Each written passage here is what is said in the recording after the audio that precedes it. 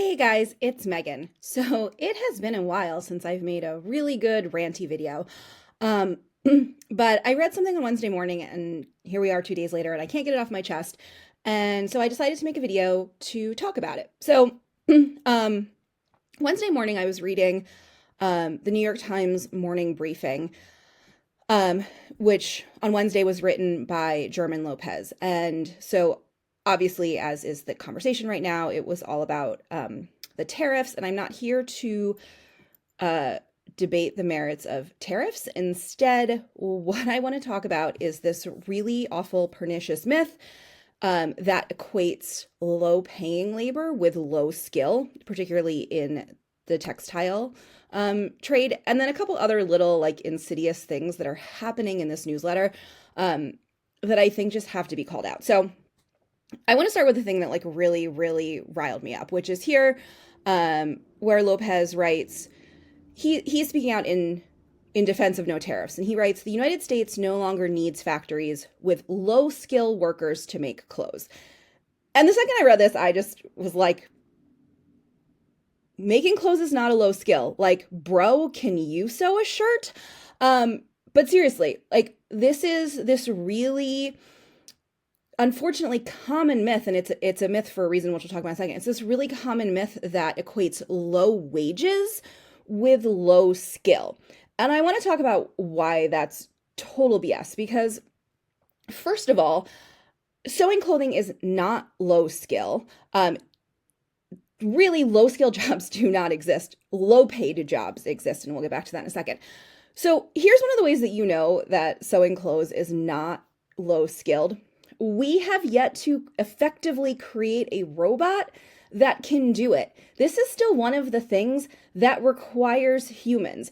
And I guarantee you people have tried. So if you look at the history of textile manufacturing and technology, a lot of our cultural technological developments have happened in the pursuit of textiles, because so much of making textiles requires skill and it requires time, right? So we had the spinning jenny, which, automated spinning of yarn and fiber.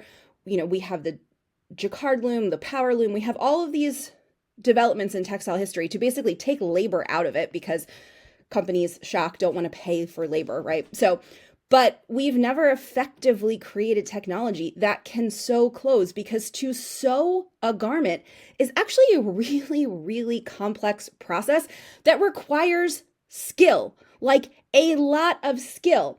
And so instead, what happened was companies were like, well, if we pretend that it doesn't require skill, we can pay people less for it. And the way the companies did this was by offshoring textile manufacturing to the global south, where they pay women, mostly women, terrible wages and horrible working conditions. And the way that companies were able to do this is because they were like, it's a low skilled job, right? Like they were like, making clothing is a low skill, so it's fine. We don't actually have to pay people for it. Clothes are cheap. People are paid poorly, not because it's a low skill, but because their labor is exploited. Literally, companies exploit women in the global south to make clothes, not because it's a low skill, but because they don't want to spend money for it, right? So this idea that sewing clothes is a low skill work is just complete and utter bullshit, right? So that's the first thing that just really got me upset about this. The second thing is then this argument that if we have these higher tech jobs and then American companies can sell those to the world, let me just read this here. These companies make more money.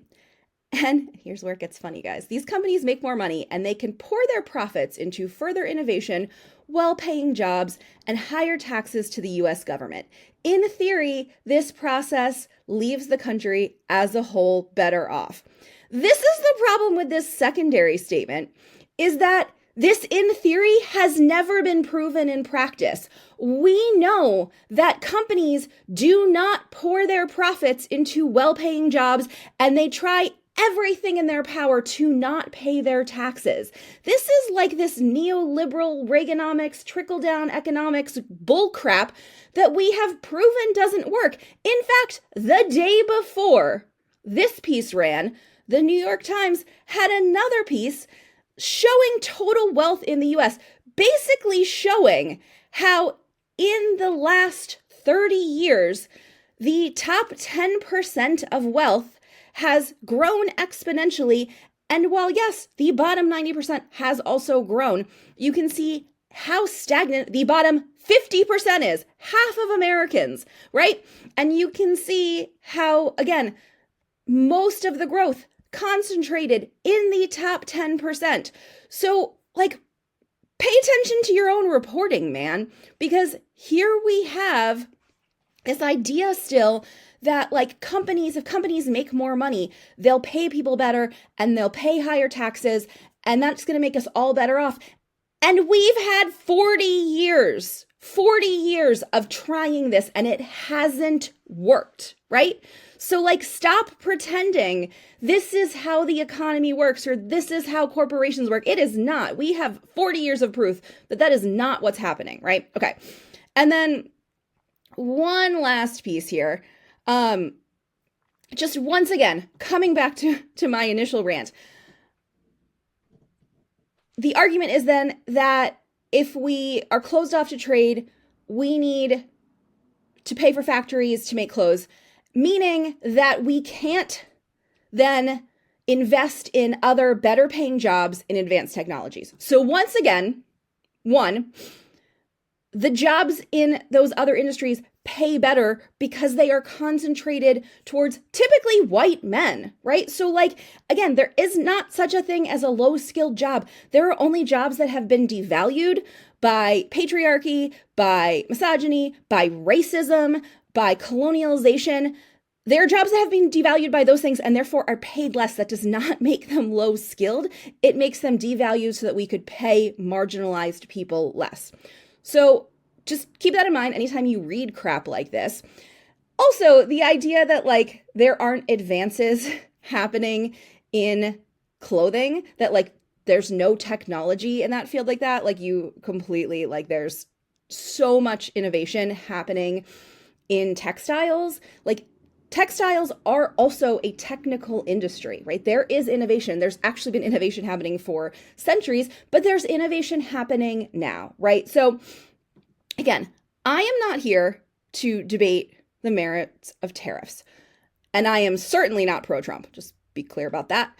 But I want to point this stuff out because this stuff gets slid in to even liberal media as if it's fact, right? But the reality is there are no such thing as low-skilled workers or low-skilled jobs. There are just low-paid jobs because we have devalued them.